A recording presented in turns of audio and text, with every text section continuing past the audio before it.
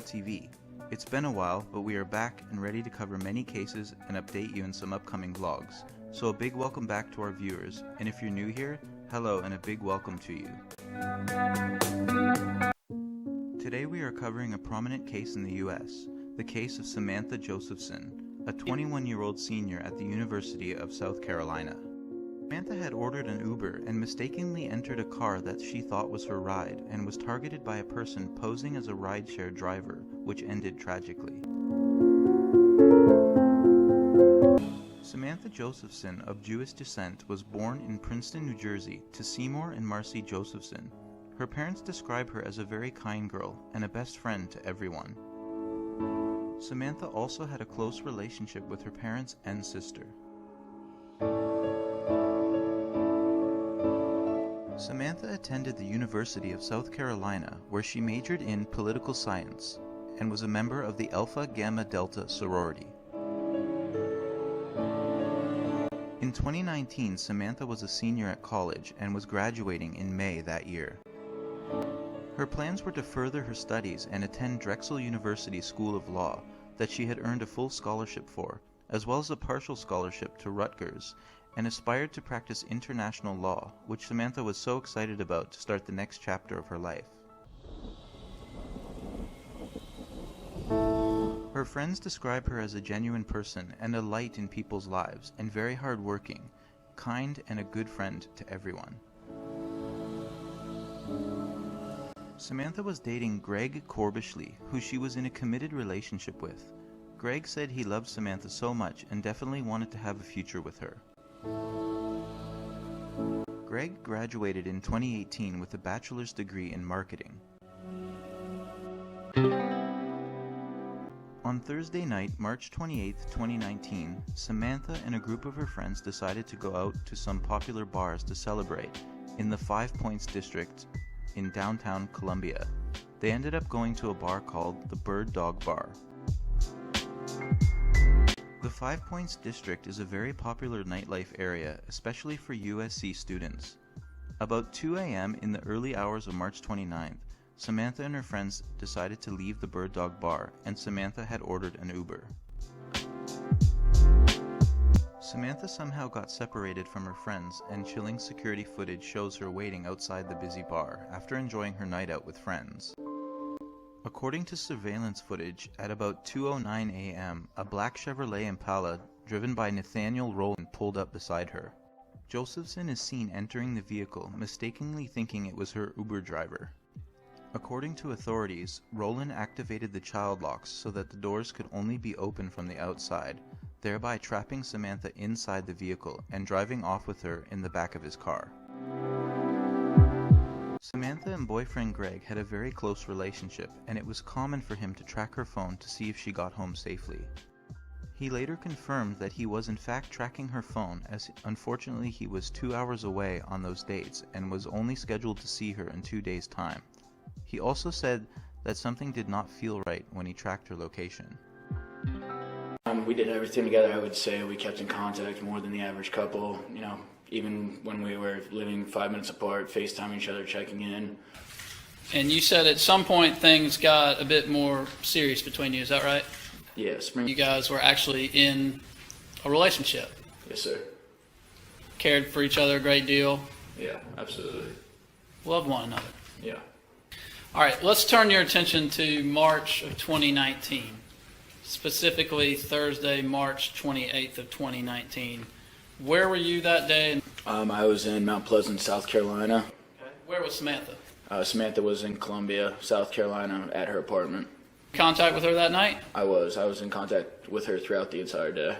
Okay. What form of contact did you all have with each other? FaceTime, text messages, calls, basically asking me to come up to Columbia that night to visit her. Did she confide in you that night about some concerns that she had about her family at all? Yes. Some medical issues with a family member or something like that? Yes. Okay. So as a result of that, what did you tell her? I told her to get her mind off of it, to go out with her friends, that she had just worked so hard, got into law school, she deserved to have a night to celebrate that and have fun with her friends. And I just told her to go out and have fun that night. Okay. late in the evening, did you actually speak to her via telephone call? I did around 2:04. Well, a little bit in that 12:30 to 1 o'clock a couple times. And then the last time was around 2:04 a.m. The approximate 2:04 a.m. call, what was she doing? At that point, she was leaving the bar. She told me she had called an Uber, and she was waiting on that to go back home. So what happened next? We got off the phone. Me and her had our locations shared with each other through the Find My Friends app. And I tracked it just to make sure she got home safe, as I always did.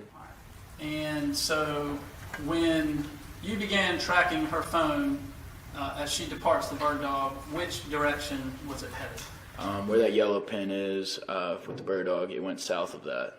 Okay, so this way? Yeah, the complete opposite direction of where you would go if you were going towards the hub. When you saw that she was going in a different direction, what did you do? I called her, first texted her. At first I really didn't think anything of it. I thought maybe they're going back to Edgar's or someone's house after. But there was no response and no answer to the call. And this might sound like a stupid question, but how did you know that that was the wrong direction, headed this way, as opposed to going to the hub? Because I lived there and I had taken that Uber route very many times. You had previously lived at the hub yourself? Yeah. Tried to reach her by phone, didn't, it rang, went straight, then went to voicemail, tried texting. Both of us had read receipts on, it just said delivered, and I never got the read receipt back.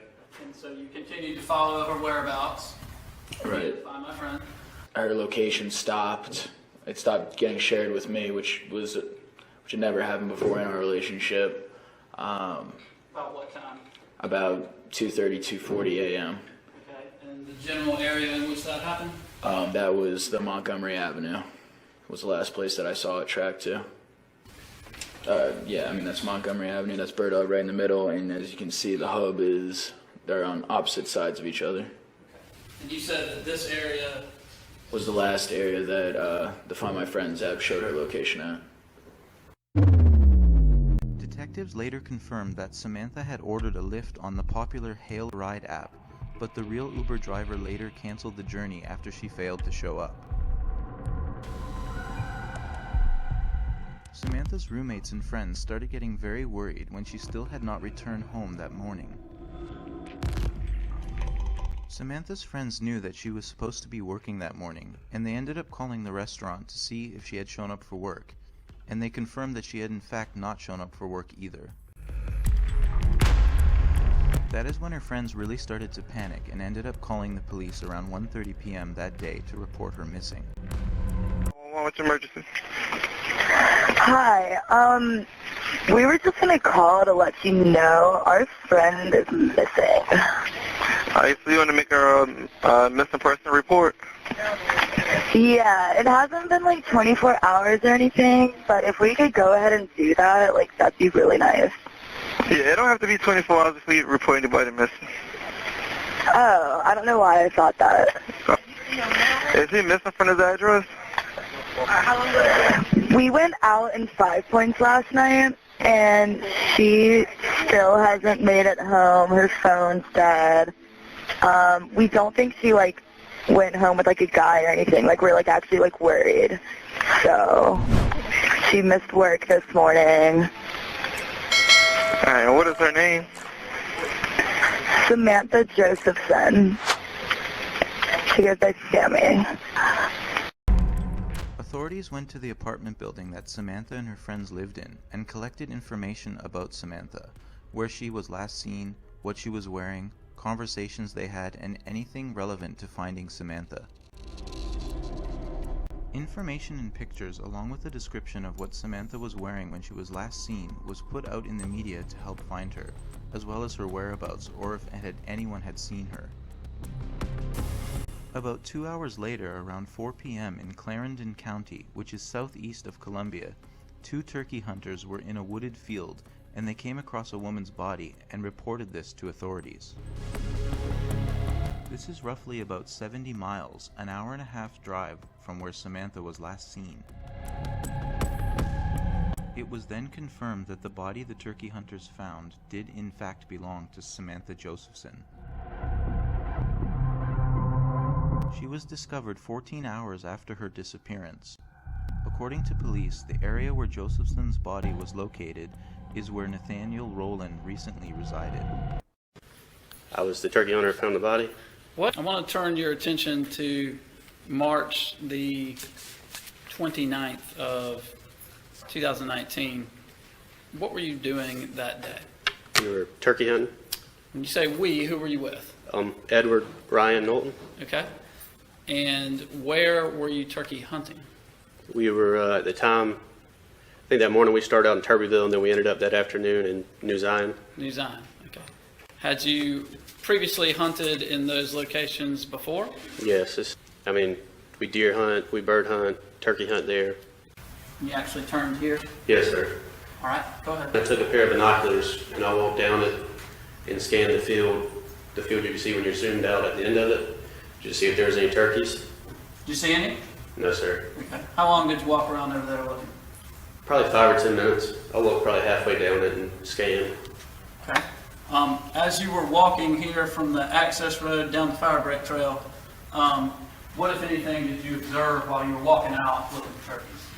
While I was walking down, I didn't observe anything. It was on my way back. So when I guess I was just looking through the woods and something caught my eye to the left. I saw something I wasn't sure what it was. So I stopped and I kept looking. And then I guess the more I looked at it, the more it started looking like a body. And that's when I called Ryan down there, and he walked down the fire break to me. And he was like, we were kind of both in disbelief. You said you were in disbelief? Yeah, I guess we didn't expect to see something like that. Turkey hunting especially, out in the middle of nowhere like that. An autopsy revealed that Samantha succumbed to multiple sharp force injuries. Specifically, the pathologist determined that she suffered approximately 120 separate stab wounds. Pathologists could not determine an exact number of wounds because there were so many. Josephson's autopsy also revealed the extent of her blood loss. The human body normally has at least 4 liters of blood, but Josephson's body only contained a remainder of 1.3 tablespoons of blood. Using a 2-bladed knife, Roland proceeded to inflict roughly 120 stab wounds upon Josephson. During the attack, Josephson attempted to shield herself. One of Roland's strikes went completely through her right hand, as she likely used it to protect herself. Roland also stabbed Josephson in her head with so much force that the knife went through her skull into her brain. He stabbed her in the carotid, one of the 2 main arteries that carries blood to the head. Many of the wounds, especially those in her right neck and shoulder, were close together, most likely resulted from repeatedly inflicted stab wounds. Additionally, Josephson suffered a severed hyoid bone, as well as stab wounds to her face, neck, shoulder, torso, back, lung, legs, and feet. She bled profusely, ultimately dying within 10 to 20 minutes, according to the pathologist who conducted an autopsy on her body. Investigators believe Roland dragged Josephson's body to the New Zion field where she would later be discovered. After Samantha's body was discovered, the only other information the police had at the time was that Samantha got into the black Chevy Impala at 2:09 a.m. outside the Bird Dog Bar, and it drove off. That's all they had to go by. So immediately the information on the car is sent out to the police, media, and to the public to have a look out for this vehicle.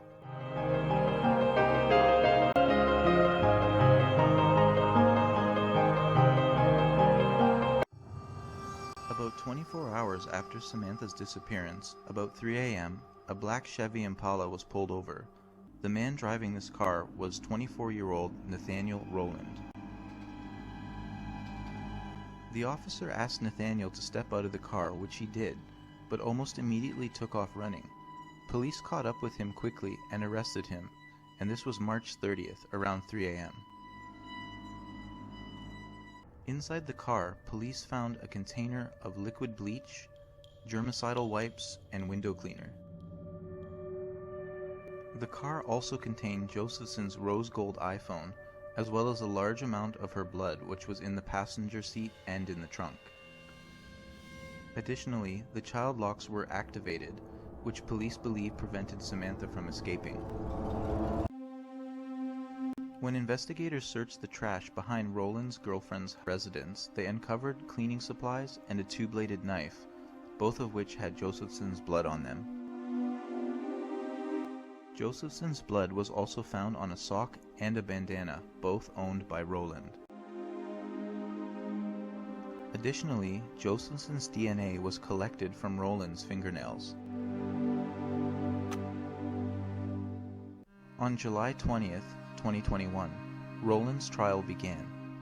During the trial, prosecutors called 31 witnesses, including the turkey hunter, who found Josephson's body, Roland's former girlfriend, and numerous state law enforcement division investigators, as well as other experts. Roland's defense attorneys called no witnesses, and Roland did not testify. Danny Conyers, a retired financial crimes investigator for Wells Fargo, told the jury that he had worked in that particular field for 44 years. He explained that he was contacted by an investigator who asked if a specific financial card had been used. According to prosecutors, that card is believed to be Samantha Josephson's. He found 2 locations on a specific morning where someone had used the card attempting to withdraw funds. The person made 2 attempts at an ATM in Sumter, in the area of highways 378 and 521 near Broad Street around 5:45 a.m. Another video shows 9 attempts of withdrawals at an ATM in the Hampton Hills area of Columbia around 6:47 a.m. All attempts were unsuccessful.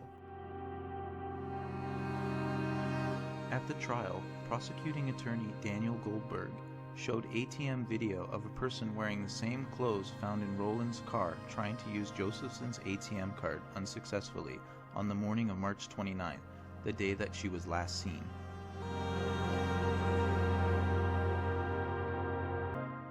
What happens at 5:45 a.m.? The ATM in Sumter, 5:47 a.m. Samantha Josephson's car is attempting to be accessed unsuccessfully. But pay attention to what the person's wearing. The leather jacket, just like the leather jacket found in his car. The gloves on his hand, just like the gloves found at Mountain Brook. One in the laundry, one in the trash. The drawstrings. The Nike hoodie with the drawstrings. You can see the drawstrings right there. The white string. Those are everywhere in this case.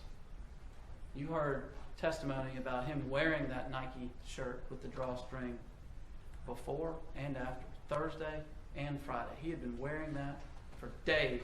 The dark pants. There was a long tan shirt sticking out from underneath the clothes that was found in the Mountain Brook trash. And then, of course, the red and black slides. The next ATM. Again, now we're in Columbia. 6:52 a.m. Here. ATM. Columbia. Hampton Hills. 6:48. Same time frame. Again, trying to access her card. What do you see on the face this time? It's a little different this time. This time there's something covering it. That looks like dollar bills. The money bandana. The bandana that he was wearing when he got pulled over on Salute Avenue 24 hours later. Furthermore, the attorney also added that Samantha was dragged into the woods and left alone to rot. He went on to state that there was a footprint inside the Impala from Josephson. That was her clue to us that she tried to get away. Samantha Josephson's footprints were on the window of Nathaniel Rowland's Impala. The inside. This was her cry for help. This was her way to try to get somebody to help her and save her from him. But it also, what it did, she left a trail. She left her own trail of evidence. Her own trail leading right to the defendant. Goldberg started with video from the night Josephson was abducted, which shows the black Chevy Impala driving around for 10 minutes before it pulled in front of Josephson and she got inside. The state pointed out the evidence of both Roland's and Josephson's phones tracking together at the same time from 5 Points to Montgomery Avenue. Josephson and her friends went out Thursday, March 28, 2019. That they hung out at the hub, they had some drinks, and they went downtown. We know that she missed Craig. She missed her boyfriend. He didn't live in the same town anymore. He lived down in the Charleston area, 2 hours away. They didn't see each other as much as they had when he was at school before he graduated. But they talked. They talked all the time. And they talked throughout that night, and she was begging him to come visit. So as the night wore on, she wanted to go home. That's all she wanted to do. She wanted to go home, but she never got that chance. She tried to do it right. You heard from Marcus Williams, the Uber driver. He came in and told you that he got a call, and they missed each other. And that happens from time to time. They just missed each other. He had to cancel the ride. What she didn't know is that the defendant's 2017 black Chevy Impala, and it is Nathaniel Rowland's black Chevy Impala, was circling, waiting, lurking, driving the wrong way down Saluda Avenue, mere minutes before the abduction.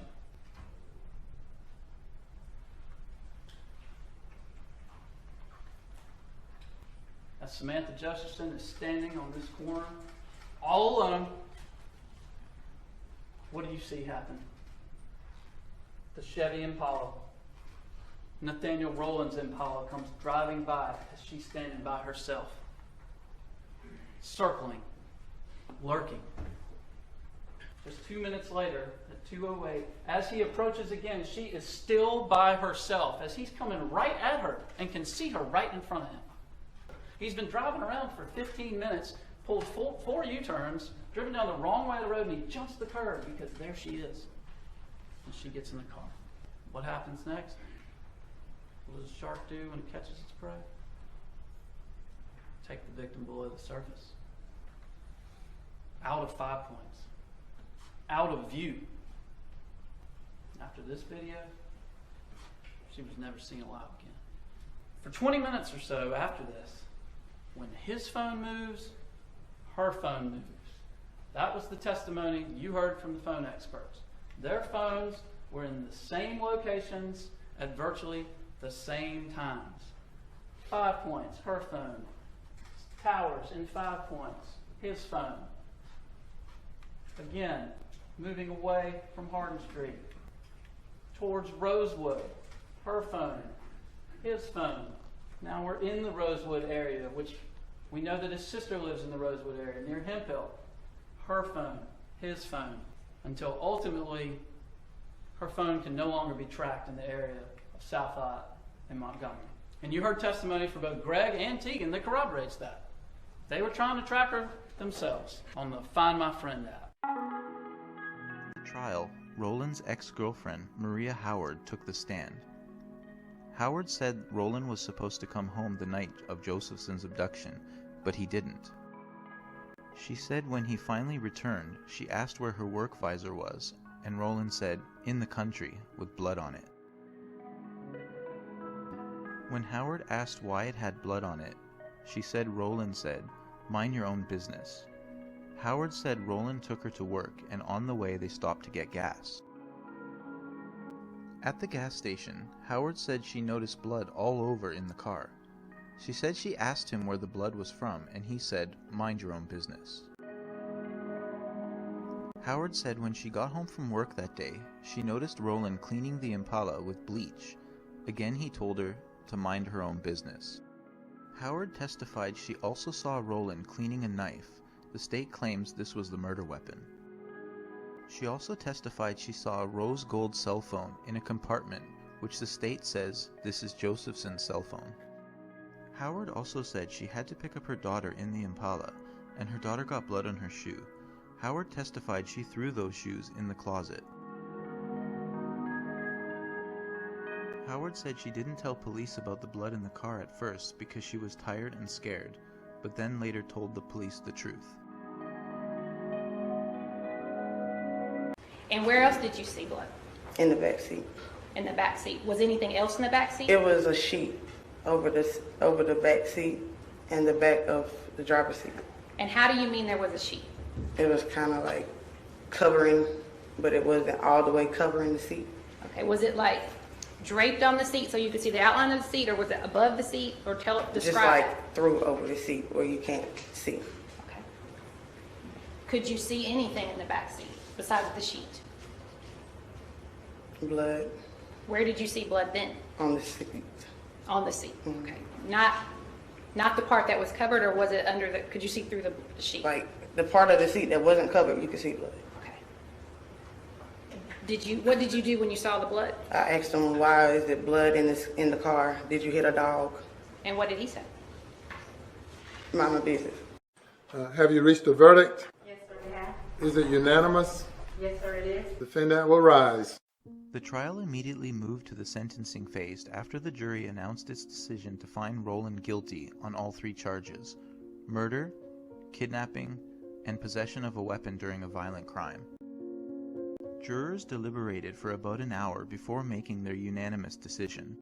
The jury finds the defendant guilty. During the sentencing phase, the victim's family gave powerful impact statements, asking the judge to sentence Roland to life in prison.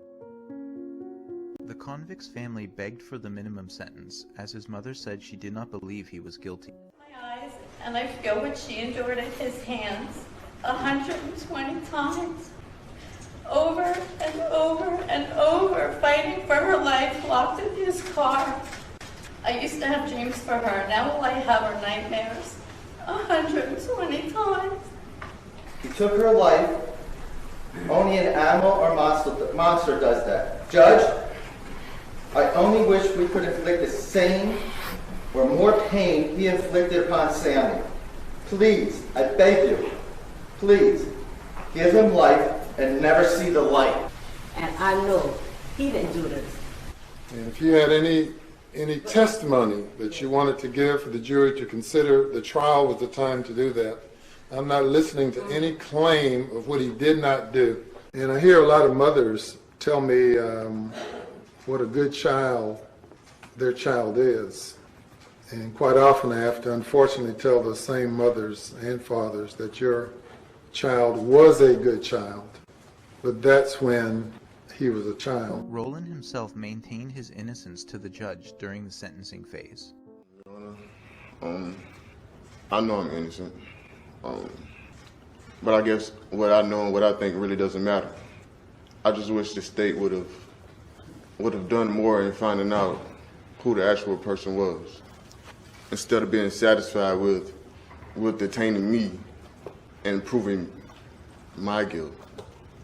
I feel like if they would have done further research in certain areas, that's all I know. The judge, however, said there was an avalanche of evidence against Roland. He added that this case, one where the suspect stabbed Josephson more than 100 times, was the most gruesome he had ever presided over in his decades on the bench. On July 27, 2021, the judge sentenced Nathaniel Rowland to life in prison after the jury found him guilty of murdering University of South Carolina student Samantha Josephson in March 2019. For whoever asked me for leniency, that's not part of my DNA. There's 1,000 trails, each that led to you.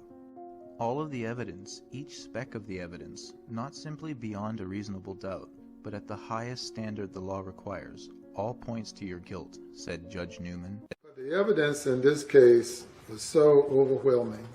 Law enforcement in this case did the best job of investigating a case that I have seen over the past 30 or 40 years. And if there were 1,000 roads, each road led to you. There's 1,000 trails, each trail led to you.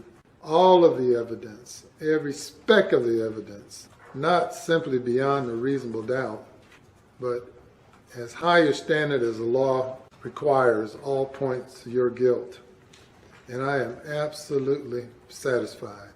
I can certainly understand a family being in total disbelief that the child that they raised could do such a heinous thing. I have dealt with the heartless, and you fall into that category.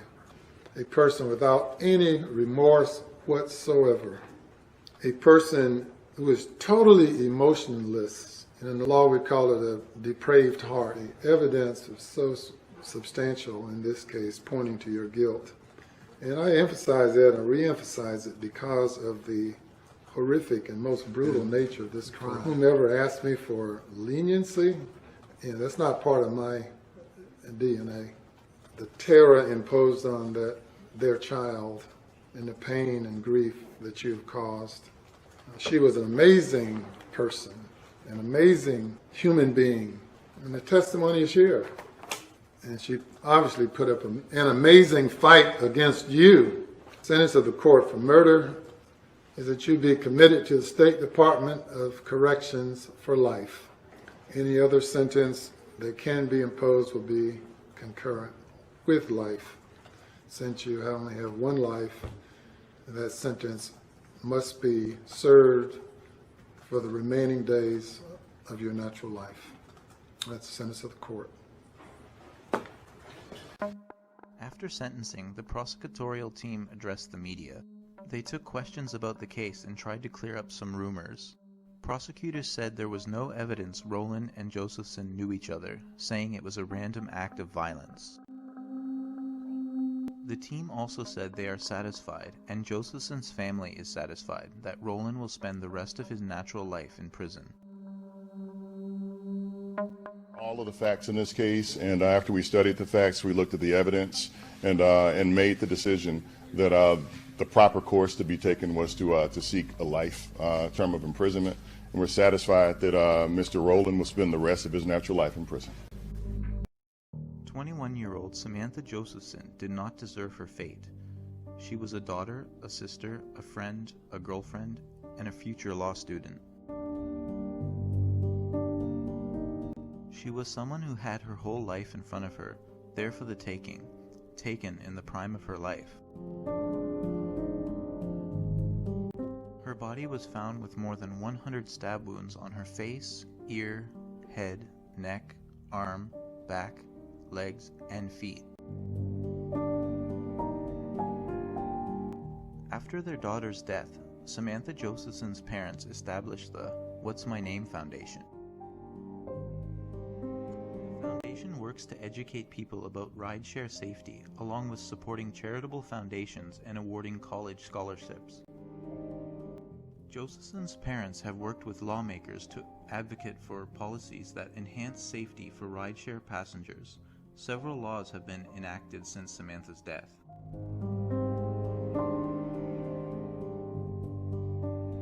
Josephson's death promoted the University of South Carolina to launch a campaign titled What's My Name? To help students stay safe while using rideshare services. Samantha Josephson was awarded a posthumous political science degree in May 2019 at what would have been her graduation ceremony. Ensure that what happened to Samantha will never happen to any college student in the land or any person ever again. We'll ask, what's my name, before getting into any rideshare vehicle. That will certainly save lives. Class of 2019, on the count of three, as a pledge to ourselves for our personal safety and to honor Samantha Josephson, why don't we repeat on the count of three all together? What's my name? Josephson's family received her degree on her behalf. A seat in the first row, draped in regalia, was reserved in memory of Samantha and other students in the Carolina family who lost their lives this year.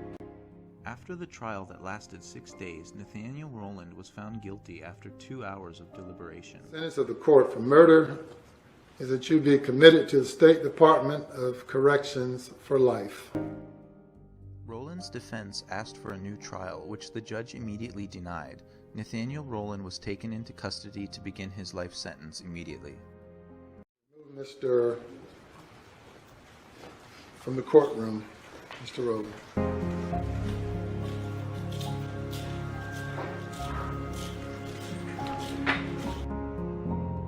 Thanks so much for watching. Please share your thoughts in the comments below regarding this case. And while you're here, please smash that subscribe button as well as the little bell notification right next to the subscribe button so you can get notified as soon as we upload a video. You can also follow us on all social media. Links are listed below. Please check out other great cases we have covered as well. And we got other great content to follow. Much love from our world to yours.